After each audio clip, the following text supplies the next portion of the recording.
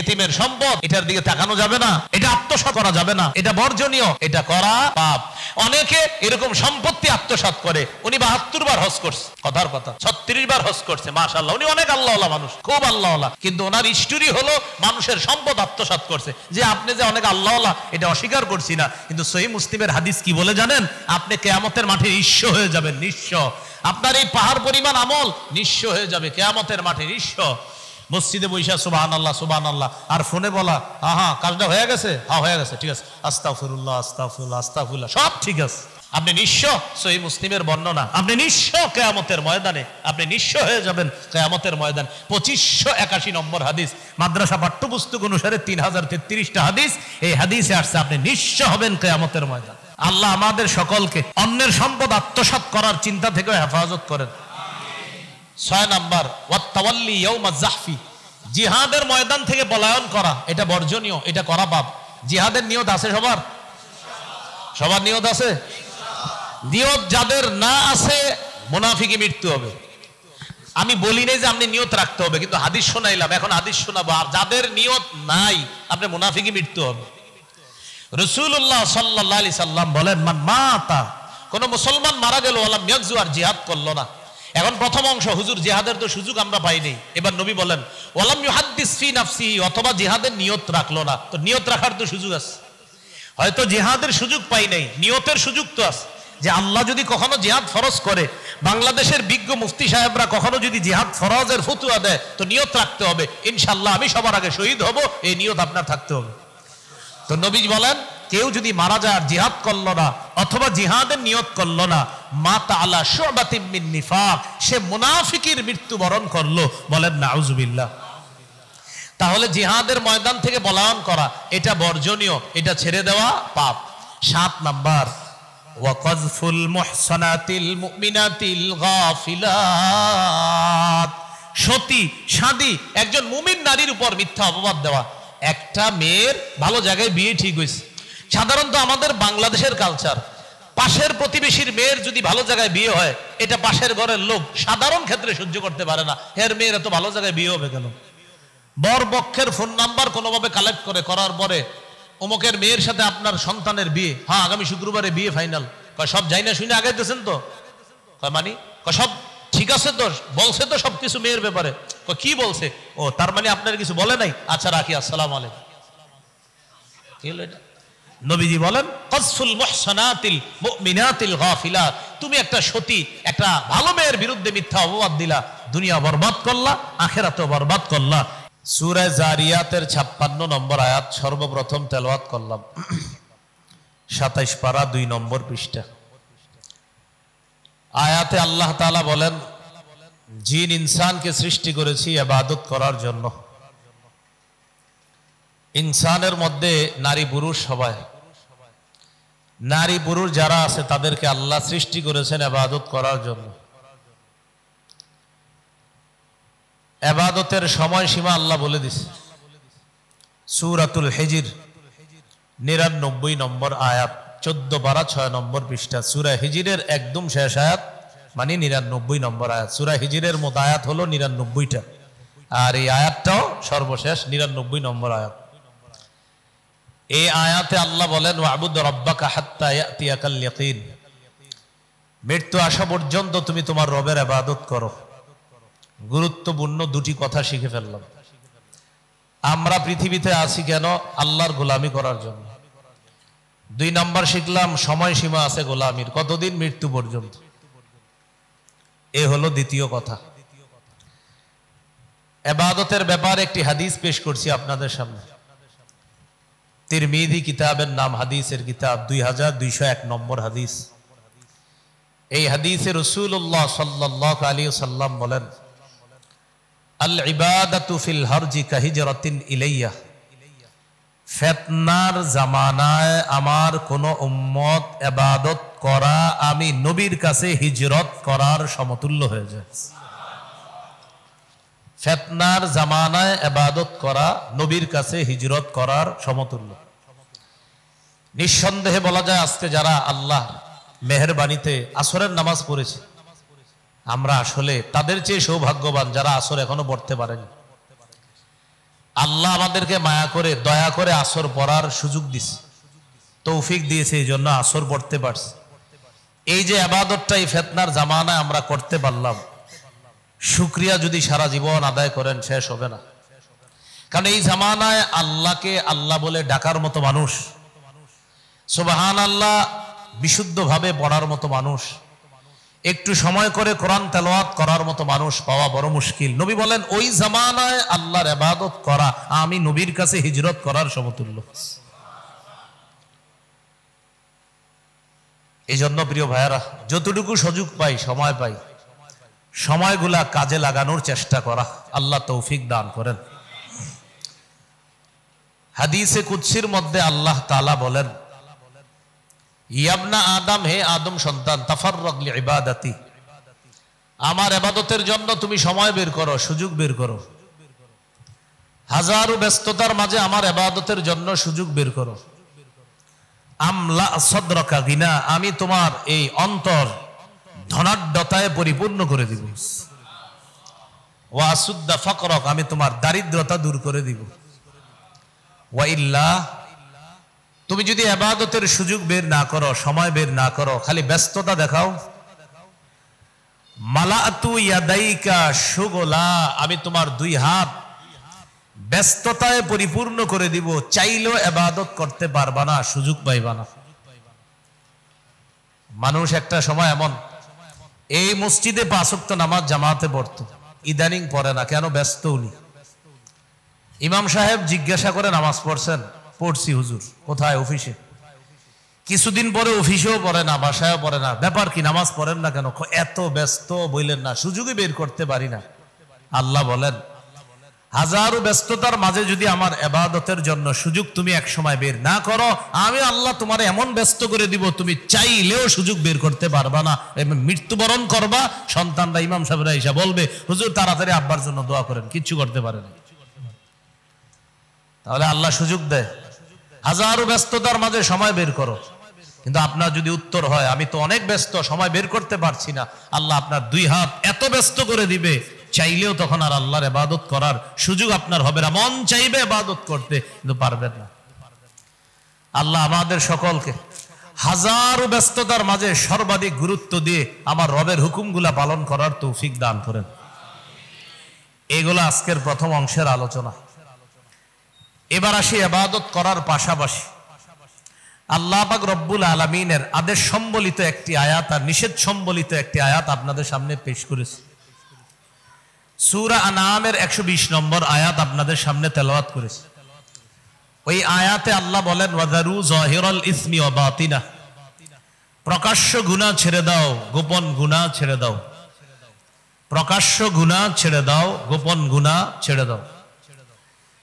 সূরা আনআমের 151 নম্বর আয়াতে আল্লাহ বলেন, ওয়ালা তাকরাবুল ফাওয়াহিশা মা যাহারা মিনহা ওয়া মা বাতান, প্রকাশ্য অশ্লীলতার কাছেও যেও না, গোপন অশ্লীলতার কাছেও যেও না।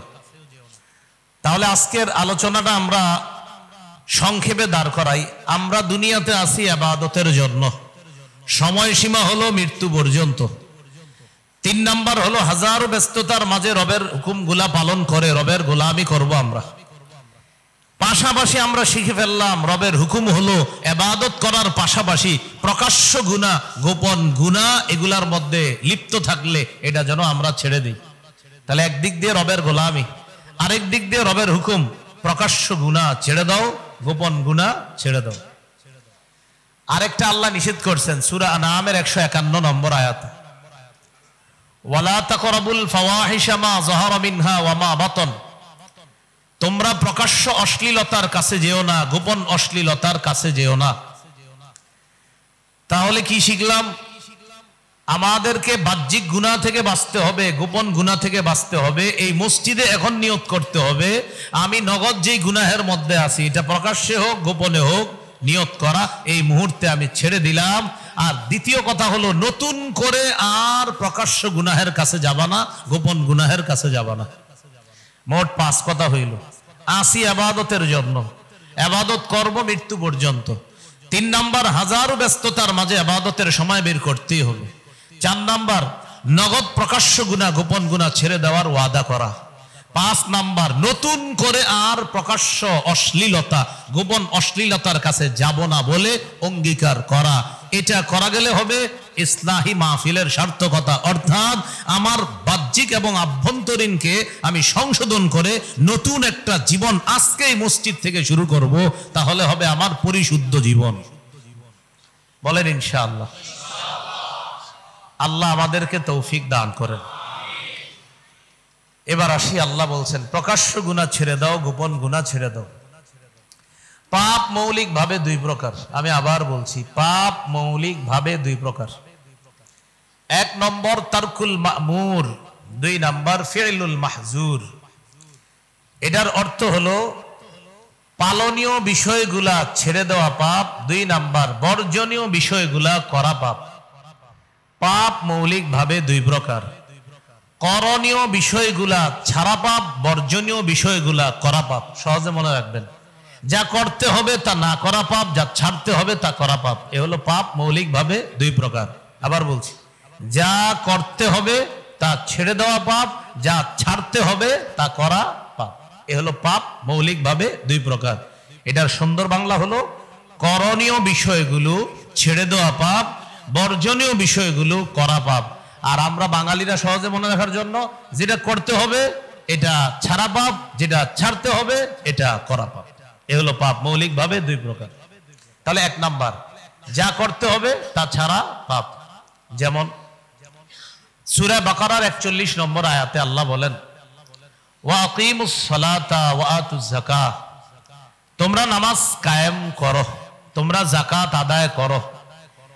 আয়াত থেকে আমরা আমাদের মূল আলোচনা বের করতে হবে। আল্লাহ বলছে নামাজ কায়েম করো, তাহলে নামাজ কায়েম করা এই হুকুমটা করণীয়, এটা না করা পাপ। আল্লাহ বলছেন যাকাত আদায় করো, এটা করণীয়, যাকাত দাতারা এটা না করা পাপ। আল্লাহ নামাজ পড়ো বলে নাই, বলছে নামাজ কায়েম করো। আল্লাহ বলে নাই নামাজ আদায় করো, আল্লাহ বলেছেন নামাজ কায়েম করো, প্রতিষ্ঠিত করো। এর দ্বারা উদ্দেশ্য হলো আজকে আসরের নামাজ যারা পড়েছেন এই মসজিদে, আপনারা নামাজ আদায় করেছেন। আর যদি আপনার বিবিরে বলে থাকেন, শোনো আমি মসজিদে যাচ্ছি, তুমি আসর সময় মতো পড়ে নিও। ছেলেরে ফোন দিয়ে বলে দিছেন কোথায় আসো, ভার্সিটিতে আসো, আসরটা পড়ে নিও। মেয়েকে বললেন আসর পড়ে নিও। আসার সময় রাস্তার 2-4 জনকে বলছেন ভাই চলেন আসরটা পড়ে আসি। আপনার মনের মধ্যে ফিকির আছে তুরাগ এলাকার সবগুলা মুসলমান যেন নামাজি হয়ে যায়, এই চেষ্টা আপনার মধ্যে আছে। এই মসজিদে 30 জন আলেমের একটা জামাত আছে যাদের ফিকির হলো কিভাবে উম্মত নামাজি হয়ে যায়। এটা হলো নামাজ কায়েম করা। যদি আপনি বলেন হুজুর আজকে আসরের সময় আমি তো এরকম বলি নাই, বিবিরেও বলি নাই আসর পড়তে, ছেলে মেয়ে কাউরে বলি নাই আসর পড়তে, এরা বললে পড়ুক না বললে নাই আমার কি। তাহলে আপনি নামাজ আদায় করেছেন, আপনি কায়েম করেননি। আপনি আসর পড়েছেন, আপনি কায়েম করেননি। তো আল্লাহ বলেছেন নামাজ কায়েম করতে হবে, নামাজ প্রতিষ্ঠিত করতে হবে। মানে নিজে পড়া, পরিবারকে পড়ানো, সমাজের মানুষগুলাকে নামাজি বানানোর চেষ্টা করা, এটার নাম নামাজ প্রতিষ্ঠিত করা, নামাজ কায়েম করা। এতটুকু অংশ থেকে আপনাদের কাছে আমার জানার বিষয়, আমরা কি নামাজ আদায়কারী হব না কায়েমকারী হব? তো নামাজ কায়েম করা এটা করণীয়, না করা পাপ। যাকাত আদায় করা এটা করণীয়, না করা পাপ। আল্লাহ আমাদের সকলকে করণীয়গুলো করার তৌফিক দান করেন। সূরাতুল হজ 77 নম্বর আয়াত, 17 পারা, শেষ নম্বর পৃষ্ঠা, মানে 20 নম্বর পৃষ্ঠা। আল্লাহ তাআলা বলেন ইয়া আইয়ুহাল্লাযীনা আমানুর কাউ, হে ঈমানদারগণ তোমরা রুকু করো, ওয়াসজুদু সিজদা করো, ওয়াবুদু রাব্বাকুম তোমরা তোমাদের রবের ইবাদত করো, ওয়াফআলুল খায়রা তোমরা কল্যাণ কাজ করো, ভালো কাজ করো। তাহলে আপনারা আয়াতের অনুবাদটা বুঝে থাকলে একটু বলেন। দেখেন আল্লাহ বলছে এর কাউ রুকু করো, বলেন তো রুকু করাটা এটা কি? করণীয়। বলেন রুকু করা কি? আল্লাহ বলছে তোমরা সিজদা করো, তাহলে সিজদা করা করণীয়।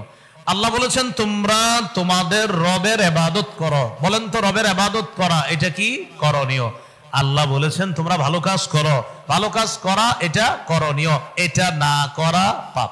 এ হলো পাপের প্রথম প্রকার, যা করতে হবে তা না করা পাপ। 2 নাম্বার বর্জনীয় বিষয়গুলা করা পাপ, মানে যা ছাড়তে হবে তা করা পাপ। যেমনটা কি বলবো? আসলে বলবো? সবাই বলেন বলবো, আরো জোরে বলেন। আচ্ছা, সূরা আলী ইমরানের 131 নম্বর আয়াতে আল্লাহ বলেন ইয়া আইয়ুহাল্লাযীনা আমানু, সবাই অনুবাদটা করি, বলেন হে ঈমানদারগণ। লা বলেন তাকুলুর রিবা,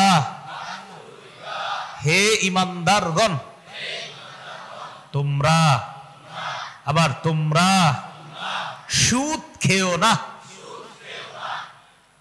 এটা দিয়ে একটু আস্তে হয়ে গেল বিষয়টা। কি বললেন? হে ঈমানদারগণ তোমরা, তাহলে সুদ খাওয়া বর্জনীয়। কেউ যদি খায় পাপ, কেউ যদি খায় পাপ, তাহলে সুদ খাওয়া বর্জনীয়। এখন কেউ খায় এটা পাপ। সূরা মাইদার 90-91 নম্বর আয়াতে আল্লাহ বলেন ইয়া আইয়ুহাল্লাযীনা আমানু, হে ঈমানদারগণ, ইন্নামাল খামরু মদ, ওয়াল মাইসিরু জুয়া, ওয়াল আনসাবু দেব দেবী, ওয়াল আজলামু ভাগ্য নির্ণয়ক স্বর, ভাগ্য নির্ণয়ক কোন বস্তু, রিজিসুন নাপাক, মিন আমালিশ শাইতান শয়তানের কাজ। মদ শয়তানের কাজ, জুয়া শয়তানের কাজ, দেব দেবী শয়তানের কাজ, ভাগ্য নির্ণয়ক স্বর শয়তানের কাজ। আল্লাহ বলেন ফাজতানিবু, এগুলা থেকে বেঁচে থাকো। বলেন তো মদ এটা করণীয় না বর্জনীয়? জুয়া, দেবদেবী, ভাগ্য নির্ণয়ক বিষয় বর্জনীয়। এখন এগুলা যদি কেউ করে তাহলে পাপ। এখন অনেকে চিন্তা করতেছে আমরা তো মদ টদ খাই না, যাক। মদ দ্বারা উদ্দেশ্য শুধু মদ না, মদ দ্বারা উদ্দেশ্য মাদক দ্রব্য যা আছে, ইয়াবা, বাবা, গাজা, হিরোইন, ফেন্সিডিল, আফিম, কানাডা ড্রাই, মাস্তুদ, শ্যাম্পেন, ডাইল, ভ্যান গাড়ির চিপা চুপা, চা দোকানের পিছনে যা আছে সব উদ্দেশ্য এই মাদক দ্রব্য, এটা বর্জনীয়, এটা করা পাপ। জুয়া বর্জনীয়, এটা করা পাপ। অনেকে ভাবতেছে আমরা তো জুয়া খেলি না, খেলে এখন এলাকা এলাকা, মহল্লায় মহল্লায় জুয়া। এক তো ঘরে বৈশা জুয়া খেলে অনেকে, আর একটা হলো চা দোকানের সামনে দাঁড়ায়, এই বলে 4 হবে, না না 6 হবে, এই বলে এই ওভারে 10 রান হবে, না না 8 রান হবে, এই 8 রান বা 10 রান, এই ওভারে 10-এর বেশি হবে, জুয়া খেলতেছে পুরা এলাকা এলাকায়। টান টান উত্তেজনাকর মুহূর্ত ম্যাচ, তো ওই মুহূর্তে চিন্তা করে এখন ব্যাটসম্যান মারার অপেক্ষায় থাকবে আর বলার থাকবে ব্যাটসম্যানকে আউট করার অপেক্ষায়। এই টান টান উত্তেজনা মুহূর্তে জুয়া খেলে, এই ওভারে 10-এর বেশি হবে, 15-এর বেশি হবে, জুয়া খেলে। এই জুয়া, এটা বর্জনীয়, এটা করা পাপ, এটা বর্জনীয়, এটা করা পাপ। আমাদের দেশের সেলিব্রিটিরা এখন জুয়ার অ্যাড দেয়। কিসের অ্যাড দেয়? জুয়ার অ্যাড দেয়। যারা জুয়া খেলে তারাও হারাম কাজের সাথে জড়িয়ে আছে, যারা জুয়ার অ্যাড দেয় ওই সমস্ত সেলিব্রিটি তারাও এই জুয়ার অন্তর্ভুক্ত, তারাও বর্জনীয়, জুয়াও বর্জনীয়। যে জুয়ার অ্যাড দেয় ওই অ্যাড দাতা যে সেলিব্রিটি সেও বর্জনীয়, আর জুয়াটাও বর্জনীয়। তাহলে মদ বর্জনীয়, মাদক দ্রব্য বর্জনীয়, জুয়া বর্জনীয়, ওয়াল আনসাব দেবদেবী মুসলমানের জন্য বর্জনীয়, ওয়াল আজলাম ভাগ্য নির্ণয়ক স্বর, টিয়া পাখি, ময়না পাখি, সাপ ইত্যাদি বর্জনীয়। টিয়া পাখি আপনার হাতে আইসা টাকা নিয়ে যাবে, ও আপনার ভাগ্য মোটামুটি ভালো। আরেকজনেরটা নিবে না, ও বুঝায় রাখে টিয়া পাখির। এমনি 10-12 জন আপনারা হাতে টাকা নিয়ে দাঁড়ায় থাকবেন, 2-3 জন 5-7 জনের টাকা নিবে, 100 টাকা 500 টাকা দেয়, 10 টাকা নেয় না, ওটা ও বুঝায় রাখছে আপনার। এখন কি কয় হালাত ভালো, এরকম হাত দেখে আপনার পিছনে লেখা আছে অমুক দেশ থেকে 5 বার স্বর্ণ পদক প্রাপ্ত অমুক জ্যোতিষী, এরপরে ওখানে আপনার হাত দেখায়। প্রতি শুক্রবার এই জাতীয় একজন লোককে আমি দেখি মিরপুরে জুমার নামাজ পড়াইতে যাওয়ার সময় এইভাবে হাত ওনার কাছে দেখায়। এই হাত দেখানোর সময় এখন দেখবেন কৃষক মানুষ, খেটে খাওয়া মানুষ, ওদের হাতে এমনি একটু দাগ থাকে বেশি। যেমন আমি কৃষি কাজ করি না, আমার হাতে তত দাগ পাবেন না, কিন্তু যারা হাতের কাজ করে, ওয়ার্কশপও কাজ করে, ওদের হাতে দেখবেন প্রচুর দাগ। এখন আপনার হাত দেখে কয় দাগ তো এত থাকার কথা না। পাশে আরেকজন ভালো দাগওয়ালা, তো ওনার হাতে তেমন দাগ নাই, কয় দেখেন তো তার হাত আর আপনার হাত, তো তাকায় দেখে মাশাআল্লাহ কত সুন্দর হাত, আমারটা এমন কেন? কিছু ঝামেলা আছে, বেশি না, হালকা রাহু আছে, কিছু লেগে রয়েছে, সমস্যা নাই তেমন। হইতেও পারে। তাহলে কি করা লাগবে? 1304 টাকা আনতে হবে আপনার। মানে এরকম একটা অঙ্ক বলবে, মনে করবে হইতেও পারে আসলে, নাইলে 1201 টাকা বলবে কেন? এরকম।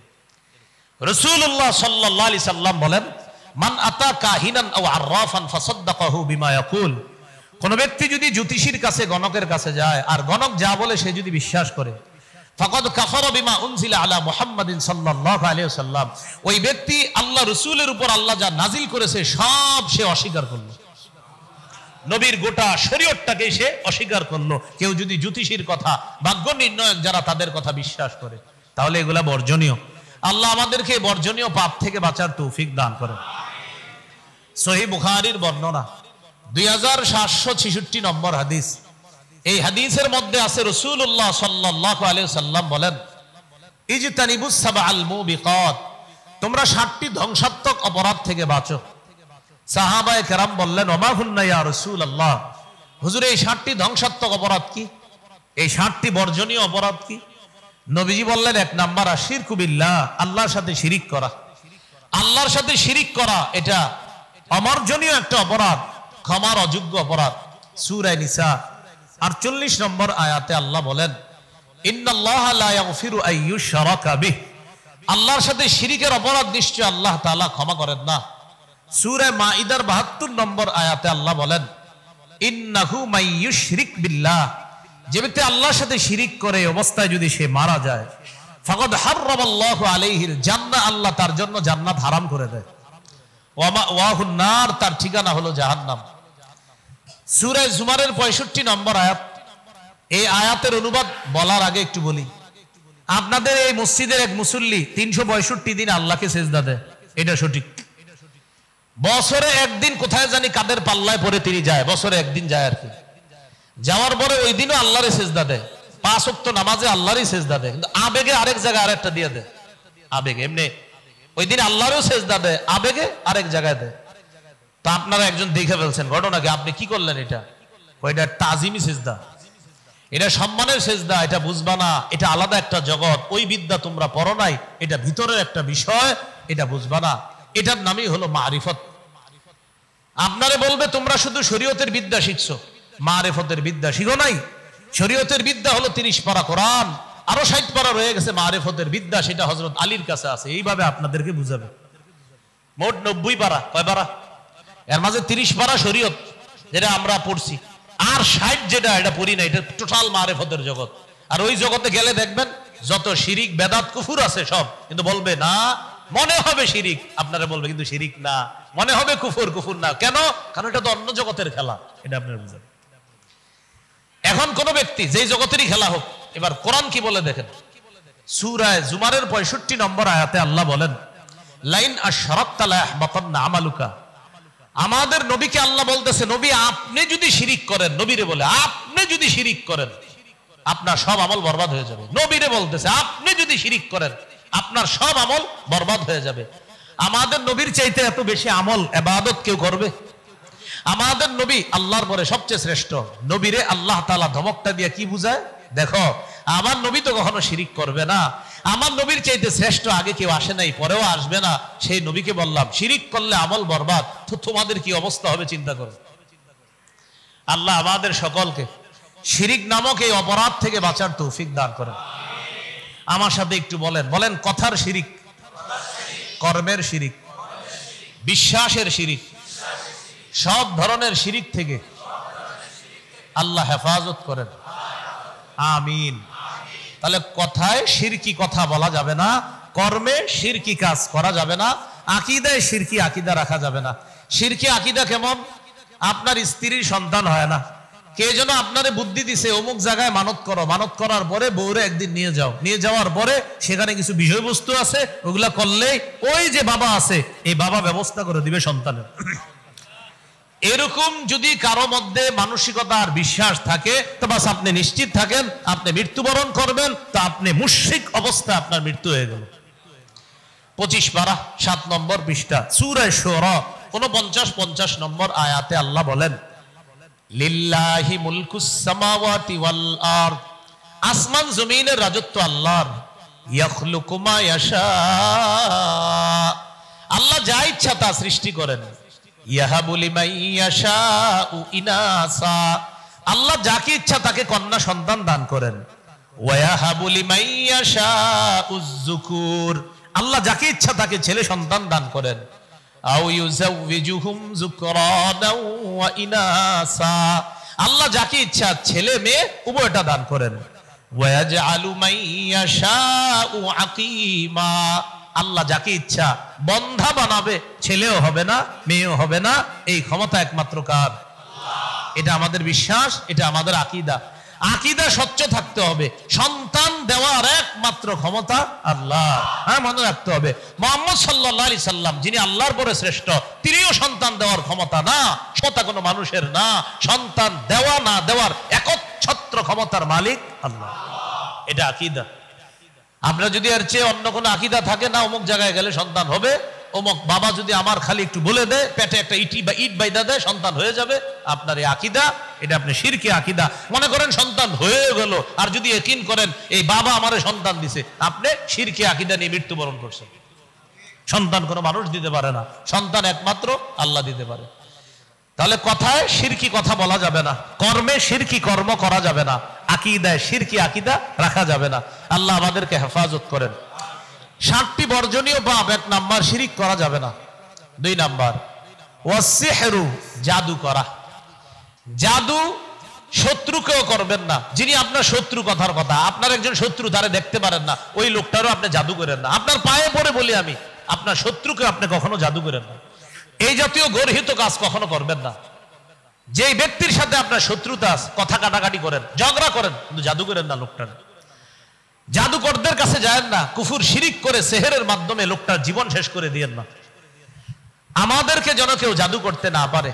ফজরের পরে, মাগরিবের পরে কুল হুয়াল্লাহ 3 বার, ফালাক 3 বার, নাস 3 বার। জোহর আসর এশার পরে কুল হুয়াল্লাহ 1 বার, ফালাক 1 বার, নাস 1 বার। ফজর মাগরিবের পরে কুল হুয়াল্লাহ 3 বার, ফালাক 3 বার, নাস 3 বার। জোহর আসর এশার পরে কুল হুয়াল্লাহ 1 বার, ফালাক 1 বার, নাস 1 বার।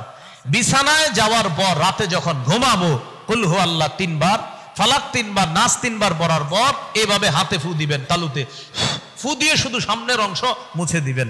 সামনে, শরীরের সামনের অংশটা আপনি এইভাবে পুরাটা মুছে দিবেন। এইভাবে ইনশাআল্লাহ আল্লাহ জাদু টোনা থেকে হেফাজত করবেন। মনে থাকবেনি আমলটা? আল্লাহ তৌফিক দান করেন। একদিনে আমল না ছাড়া। তাহলে জাদু করা এটা বর্জনীয় পাপ, এটা না করা। এটা যারা করবে তাদের দুনিয়া বরবাদ, আখিরাতও বরবাদ। 3 নাম্বার, ওয়া কাতলুন নাফসিল্লাতী হারামাল্লাহু ইল্লা বিল হক, অন্যায় ভাবে কোন মানুষকে হত্যা করা। অন্যায় ভাবে কোন মানুষকে হত্যা করা। আমাদের দেশে হত্যা করা এটা একটা স্বাভাবিক বিষয় হয়ে গেছে। হত্যা নামক অপরাধটা যেন স্বাভাবিক। মানুষের সামনে মানুষকে মারতেছে, 10 জন ভিডিও করতেছে তার হত্যার, তারে যে মারতেছে এটা 10 জন ভিডিও করে যারা, তাদের মধ্যে কারো যদি নিয়ত থাকে যে ওর হত্যার ভিডিওটা আমি যদি না করি আমার ফেসবুক পেজটা দাঁড়াবে না, এই নিয়তে যদি কেউ ভিডিও করে যে আমি বাধা দিলে তো শেষ, বাধা না দিয়ে ভিডিও করি, করার পর আমারে সবাই চিনবে, যদি কেউ এরকম নিয়তে ভিডিও করে, হত্যার মধ্যে ও শামিল। হত্যার মধ্যে ও শামিল। যদি এই নিয়তে বাধা না দেয় যে আমি বাধা দিলে তাহলে তো শেষই হয়ে গেল ঘটনাটা। আর ঘটনা শেষ হইলে ভিডিও তো করতে পারলাম না, আর ভিডিও না করতে পারলে তো কি হইলো, কেউ তো জানলো না বিষয়টা। তো আমি অন্তত এই ভিডিওটা দিয়ে বাংলাদেশে প্রসিদ্ধ হতে হবে ও হত্যার মধ্যে শামিল। রাসূলুল্লাহ সাল্লাল্লাহু আলাইহি সাল্লাম বলেন, কিয়ামতের ময়দানে নিহত ব্যক্তি হত্যাকারীকে হাত ধরে আল্লাহর কাছে নিয়ে বলবে, আল্লাহ এই ব্যক্তি আমাকে হত্যা করেছে, আমি বিচার চাই। হাদিসে আসছে তাশখাবু দামা, তার শরীরের রক্ত পড়তে থাকবে, হত্যা যে করছে এই রক্ত পড়া অবস্থায় গিয়ে বলবে, আল্লাহ এই লোকটা আমারে অনর্থক হত্যা করছে, আল্লাহ আমি বিচার চাই, তার বিচার করেন আপনি। এটা তো মানুষ। আরে চড়ুই পাখিকে অন্যায়ভাবে হত্যা করলে চড়ুই পাখি মামলা করবে আল্লাহর কাছে। নাসাইর হাদিস, রাসূলুল্লাহ সাল্লাল্লাহু আলাইহি সাল্লাম বলেন, মান কাতালা উসফুরান আবাসা, কেউ যদি দুনিয়াতে একটা চড়ুই পাখিকে অন্যায়ভাবে হত্যা করে, বেচারা বৈশা রইছে। আপনারা 2 বন্ধু রাস্তা দিয়ে হাঁটতেছেন, আমাদের কুমিল্লা বলে এটাকে গুলাই, আর অন্যান্য দেশে কি বলে এটাই মনে বলে। একজন আরেকজনকে বলতেছে, দেখ আমার নিশানা কত সঠিক, এই নিশানা সঠিক করতেছে চড়ুই পাখিরে মাইরা, বন্ধুরে দেখাইতেছে। এইভাবে চড়ুই পাখি মেরে ফেলছে, চড়ুই পাখি মারা গেছে। এই চড়ুই পাখি আজ্জা ইলাল্লাহি ইয়াউমাল কিয়ামা, কিয়ামতের মাঠে আল্লাহর কাছে মামলা করবে। আজ্জা এর অর্থ হলো মামলা করা, বিচার দায়ের করা। আল্লাহর কাছে মামলা দায়ের করে বলবে, আল্লাহ ইন্না ফুলালান কাতালানি আবাসা, ওই লোকটা আমারে অনর্থক হত্যা করেছে।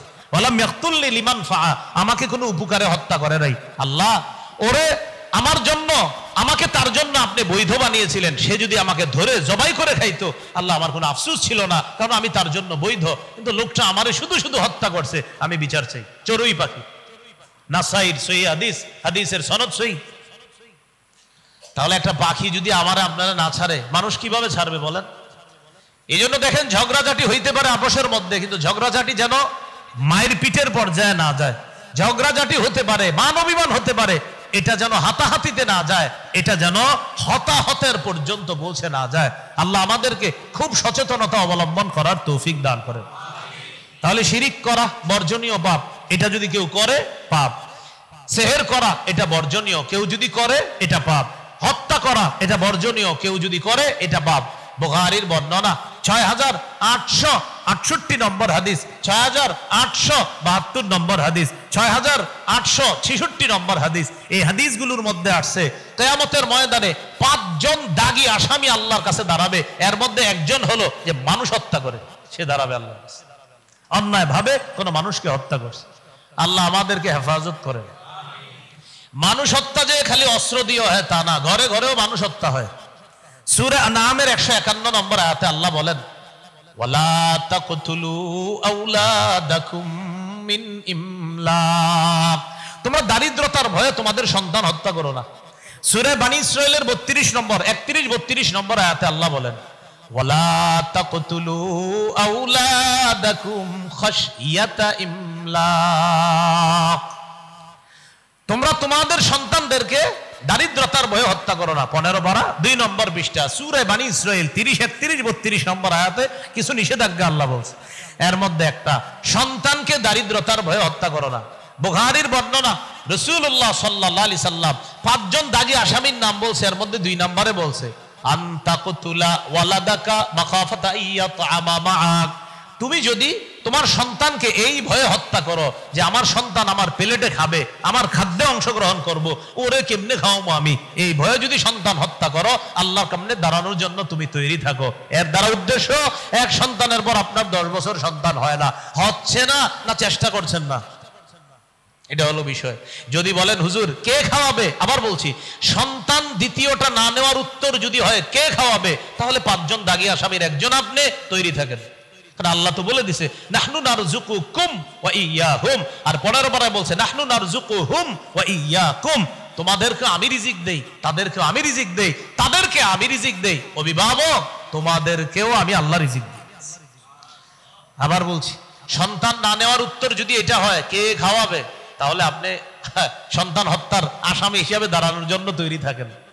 হ্যাঁ, আরেকটা যদি এরকম হয় বিষয়টা, দিনদার কোন ডাক্তার বলছে আপনার স্ত্রী সমস্যা, তিনি এই মুহূর্তে সন্তান নিলে তার এই ধরনের সমস্যা হতে পারে, তাহলে বিষয়গুলা একটা খাতার মধ্যে লিখে এই এলাকার বড় মাদ্রাসার ফতুয়া বিভাগে গিয়ে মুফতি সাহেবের কাছে জমা দিবেন, ডাক্তারের প্রেসক্রিপশন সহ, যে ডাক্তার বলছে এই কারণে যেন আমি সন্তান না নিই, মুফতি সাহেব ফতুয়া দিতে হবে। হ্যাঁ, এই মুহূর্তে আপনি সন্তান না নিলেও হবে, তার ফতুয়ার পরে এরপরে সন্তান না নেওয়ার সিদ্ধান্তে আসবেন আপনি।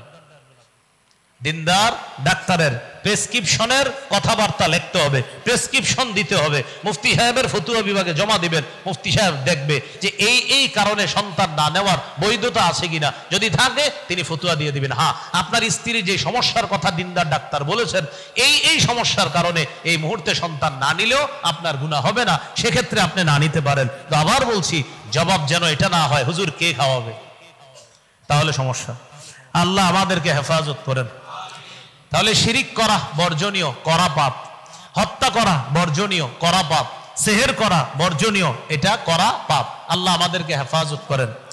4 নম্বর আকলুর রিবা, সুদ খাওয়া, আগেও বলছি এটা বর্জনীয়, এটা করা পাপ। রাসূলুল্লাহ সাল্লাল্লাহু আলাইহি সাল্লাম বলেন, আমি জিবরিল আমিনের সাথে চলতে লাগলাম, যাইতে যাইতে এক জায়গায় গেলাম, যাওয়ার পর হঠাৎ দেখি আমি একটা নদীর পাশে দাঁড়িয়ে আছি। নদীর মধ্যে আমি তাকাইলাম, তাকায় দেখি নদীর পানি হলো লাল, রক্তের কালার। আমি দেখলাম নদীর মাঝখানে এক ব্যক্তি দাঁড়িয়ে আছে, নদীর কিনারায় এক ব্যক্তি দাঁড়িয়ে আছে, বাইনা ইয়াদাইহি হিজারা, তার সামনে অনেকগুলা পাথর। নদীর মাঝখানের লোকটা সাঁতার কাটতে কাটতে নদীর কিনারায় আসে, নদীর কিনারার লোকটা পাথর নিয়ে তার মুখ বরাবর মারে। বুখারীর বর্ণনা একটা আছে, আলকামাহু হাজারা, মুখের ভিতরে পাথরটা ঢুকায় দেয়।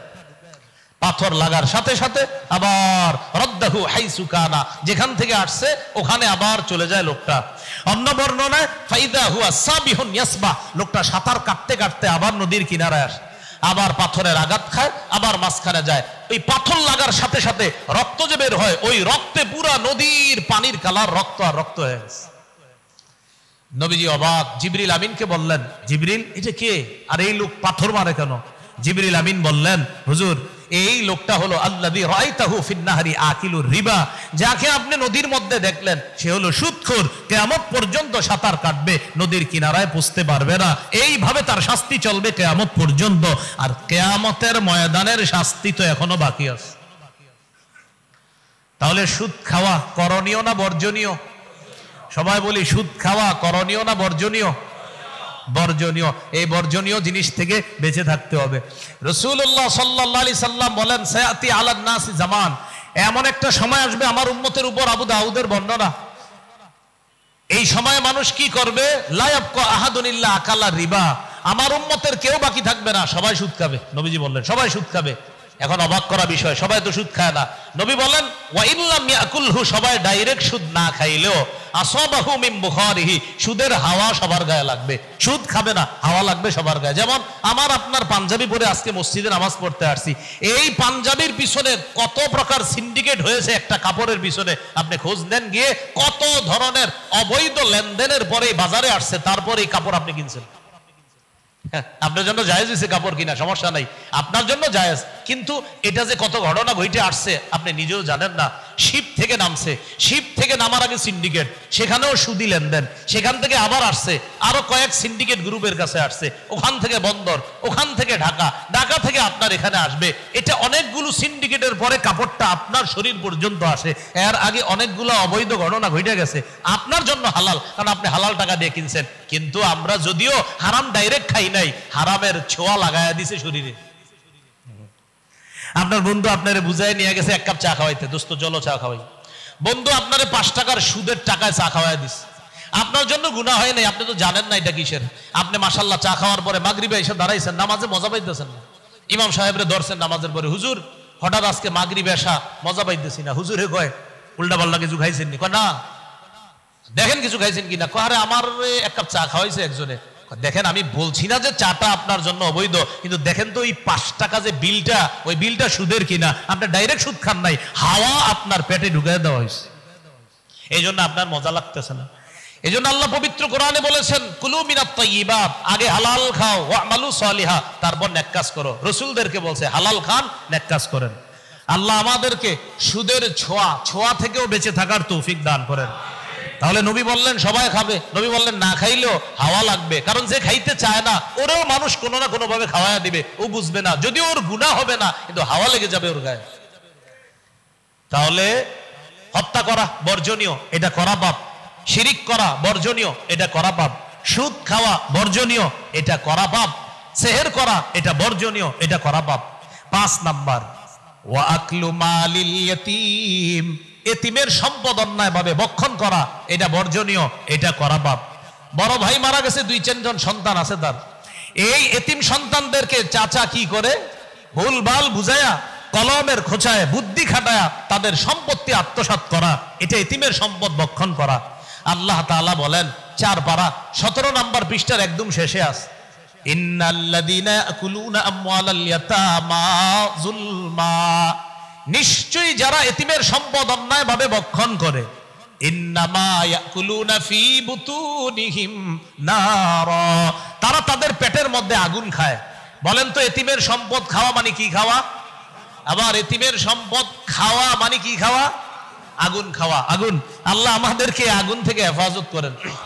এতিমের সম্পদ, এটার দিকে তাকানো যাবে না, এটা আত্মসাৎ করা যাবে না, এটা বর্জনীয়, এটা করা পাপ। অনেকে এরকম সম্পত্তি আত্মসাৎ করে, উনি 72 বার হজ করছে, কথার কথা 36 বার হজ করছে, মাশাআল্লাহ, উনি অনেক আল্লাহওয়ালা মানুষ, খুব আল্লাহওয়ালা, কিন্তু ওনার স্টোরি হলো মানুষের সম্পদ আত্মসাৎ করছে। যে আপনি যে অনেক আল্লাহওয়ালা এটা অস্বীকার করছি না, কিন্তু সহিহ মুসলিমের হাদিস কি বলে জানেন? আপনি কিয়ামতের মাঠে নিঃস্ব হয়ে যাবেন, নিঃস্ব। আপনার এই পাহাড় পরিমাণ আমল নিঃস্ব হয়ে যাবে কিয়ামতের মাঠে, নিঃস্ব। মসজিদে বৈশা সুবহানাল্লাহ সুবহানাল্লাহ, আর ফোনে বলা আহা কাজটা হয়ে গেছে, হ্যাঁ হয়ে গেছে, ঠিক আছে, আস্তাগফিরুল্লাহ আস্তাগফিরুল্লাহ আস্তাগফিরুল্লাহ, সব ঠিক আছে।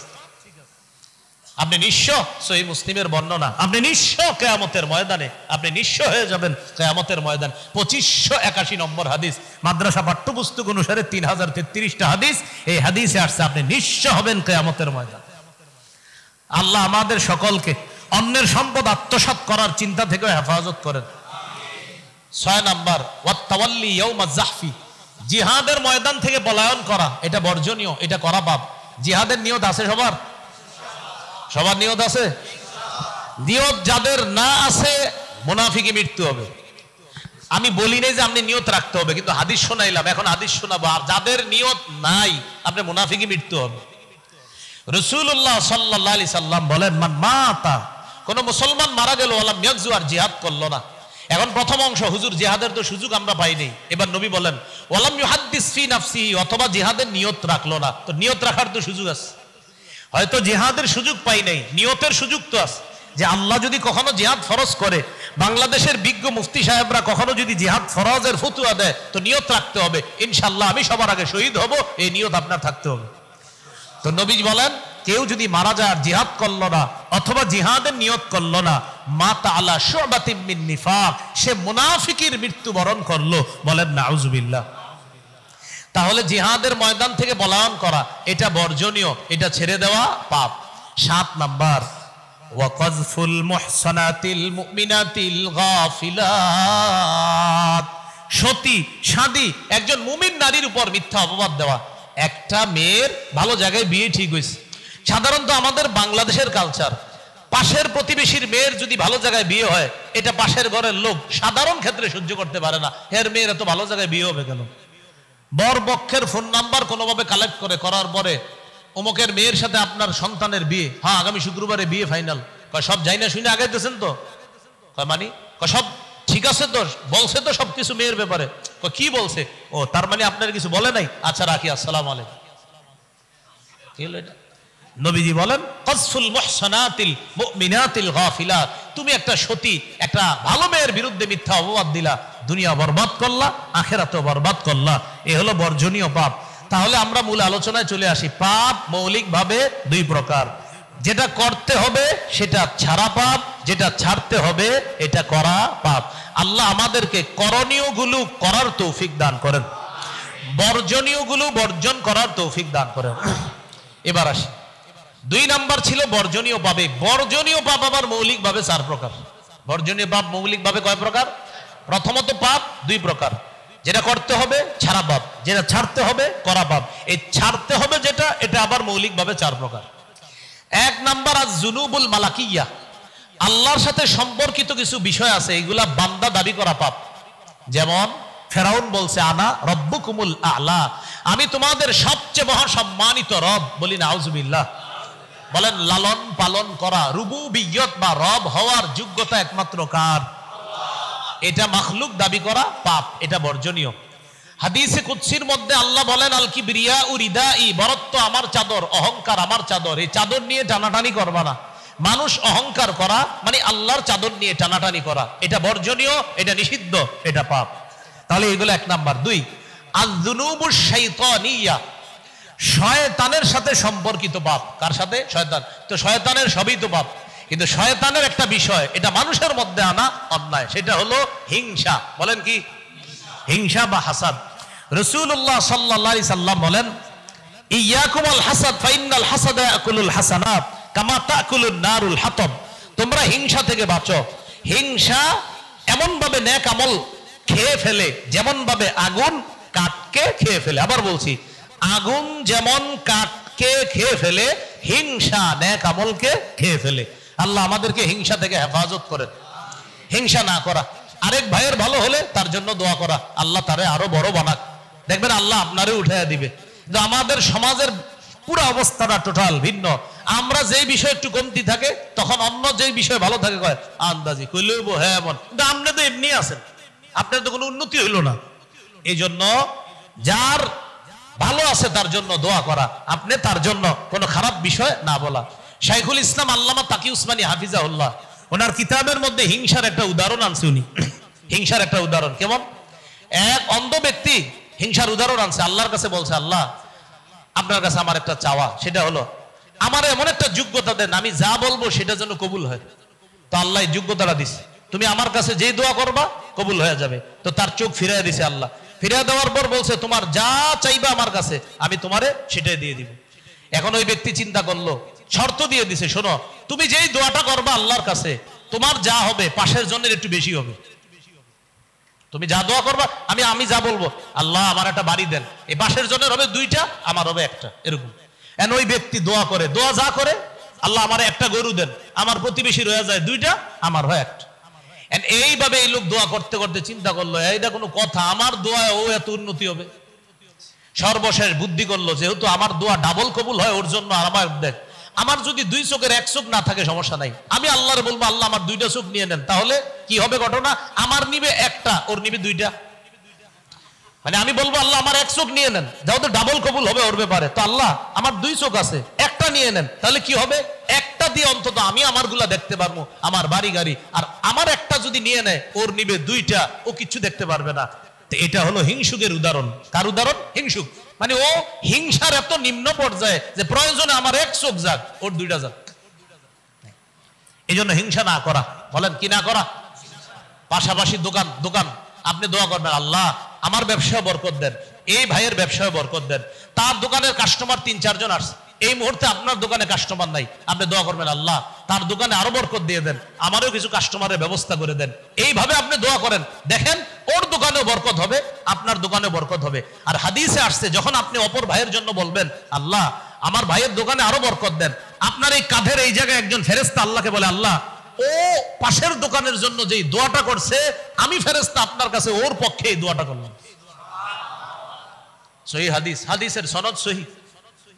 আল্লাহর পক্ষ থেকে নিযুক্ত ফেরেশতা বলে, আল্লাহ ওর পক্ষে এই দোয়াটা কবুল করেন আপনি, ও তার ভাইয়ের জন্য যেটা বলছে। এখন কথা হলো, ওই ব্যক্তি পাশের দোকানদারের জন্য যেটা বলছে এটা কবুল হোক বা না হোক, কিন্তু ফেরেশতা তো ওর জন্য এই দোয়াটা করছে, আল্লাহ চাইলে কবুল করেও ফেলতে পারে। তাহলে কি শিখলাম ভাই? আমরা কখনো কারো খারাপ চাইবো না, বরং আমি পাশের ব্যক্তির জন্য বলবো, আল্লাহ তাকে আরো দান করেন।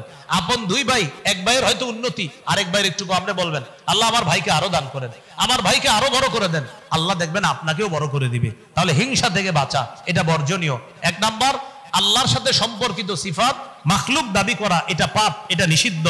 ইবলিসের বৈশিষ্ট্য হিংসা, এটা মানুষের মধ্যে আনা, এটা পাপ, এটা নিষিদ্ধ।